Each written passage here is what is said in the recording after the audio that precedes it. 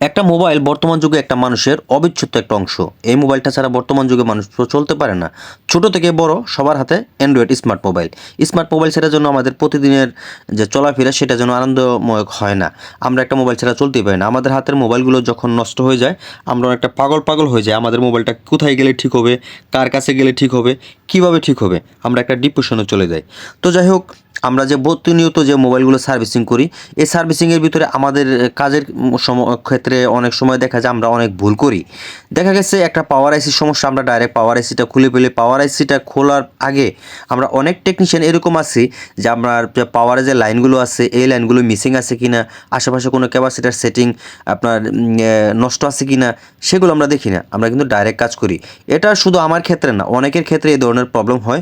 যদি এই ধরনের প্রবলেম নাই হতো তাহলে কিন্তু মোবাইলগুলো ডেড হতো না। আমাদের কাজে অনেক ভুল আছে বিধায় এখন পর্যন্ত মোবাইলগুলো ডেড হচ্ছে।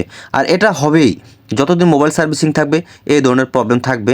তবে আমাদের জন্য যাতে কোনো কাস্টমার প্রতারিত না হয় সেদিকে খেয়াল রাখতে হবে। আমরা প্রত্যেকটা কাজ করার আগে, প্রত্যেকটা কাজ ধরার আগে আমরা সঠিকভাবে একটা মোবাইলে যদি সঠিক রোগ সেটা যদি নির্ণয় করতে পারি তাহলে কিন্তু অনেক সময় দেখা যায় যে কাস্টমারের যে একটা বিশ্বাস, সেই বিশ্বাসটা কিন্তু টেকনিশিয়ানের উপরে নতুন করে জন্ম নেয়। তবে আমরা সিউরিটি থাকার পরও একটা আইসি কাজ করব যে একটা মোবাইল আমাদের কাছে আসছে, মোবাইলটাতে পাওয়ার আইসির সমস্যা, আমরা সঠিকভাবে জানি যে পাওয়ার আইসিটার সমস্যা, তো সেই কাজটা করার পর অনেক সময় সেই মোবাইলগুলো কমপ্লিট হয় না।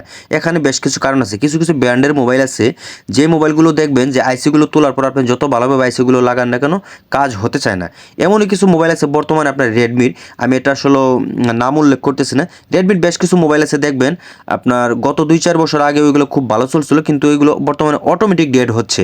হ্যাঁ, আপনার সিনিয়র টেকনিশিয়ানরা এই মোবাইলগুলো অনেকভাবে অনেক কায়দায় কাজ করার পরেও মোবাইলগুলো কমপ্লিট হচ্ছে না। কারণ কি, আসলে এই কিছু কিছু বোর্ড আছে আপনার দীর্ঘদিন আপনার ইউজ করার ফলে বোর্ড থেকে সেটগুলো ড্যামেজ হয়ে যায়।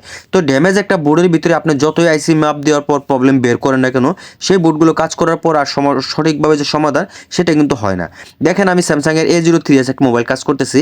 এই মোবাইলটার আমি কিন্তু একটা পাওয়ার আইসি খুলছি, বাট আমার আগে এই মোবাইলটা আমাদের সিনিয়র যে কোনো ভাইয়ে কাজ করছে। এটা উনি যে পারে না কাজ এমনটা না, ওনার কাছে যে কাজ হবে এমনটাও না।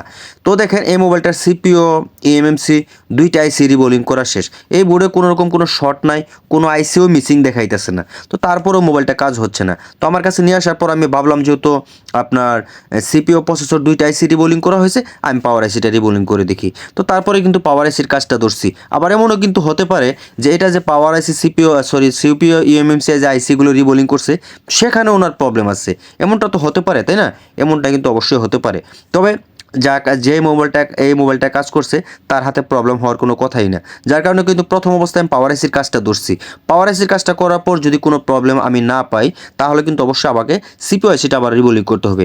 এজন্য আমি বলি মোবাইল সার্ভিসিংটা অনেক প্যারা, অনেক কঠিন। ধৈর্য ধরে আপনাকে কাজ করে নিতে হবে।